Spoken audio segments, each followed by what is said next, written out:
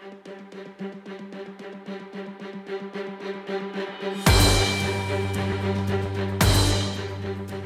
speaking, and welcome to this video. Right, another update on the painting that I'm doing for these Tyranids, and I have now finished base coating everything, so I finished doing all of the teeth.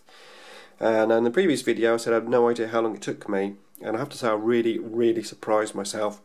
I managed to get all 79 minis, all their teeth done in 3 hours, which absolutely shocked me, to be fair, but once I got going, it's pretty easy actually, so really surprised but very happy. So that is the base coat done. The next layer will be snakebite leather with some sunburst yellow added to it, and I shall basically just go over the original base coat, almost like a second base coat, but just leaving the edge recessed areas with the snakebite leather. The larger areas like the scything talons I will just blend through, and the smaller areas I'll basically just layer them.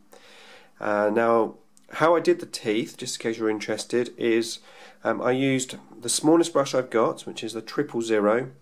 I used a magnifying glass that I've got, which I tend to only use for the really small sections, but it's really useful. And I also used my liquid retarder. Now, I usually only use this for wet blending, but I'm finding it more and more useful when I'm doing very small fine detail stuff, things like edge highlighting and like the teeth.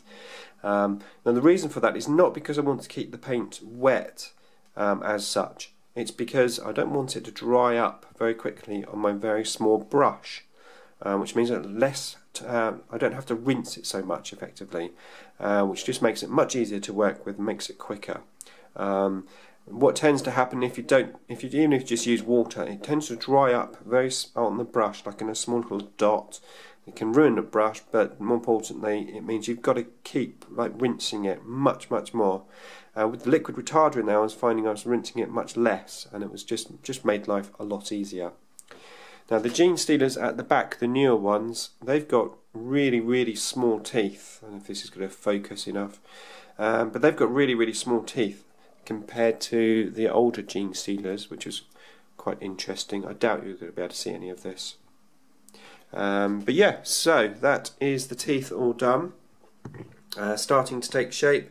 I'm relieved that I have the base coat done. The next coat I don't tend to put on the teeth. I skip this coat on the teeth and I go straight up to the next coat, which is I suppose the layer that makes the models pop.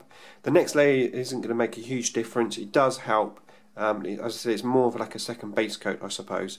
So yeah, lots more to come, but I am really getting there. Thanks for your comments and your support, and watch out for the next update.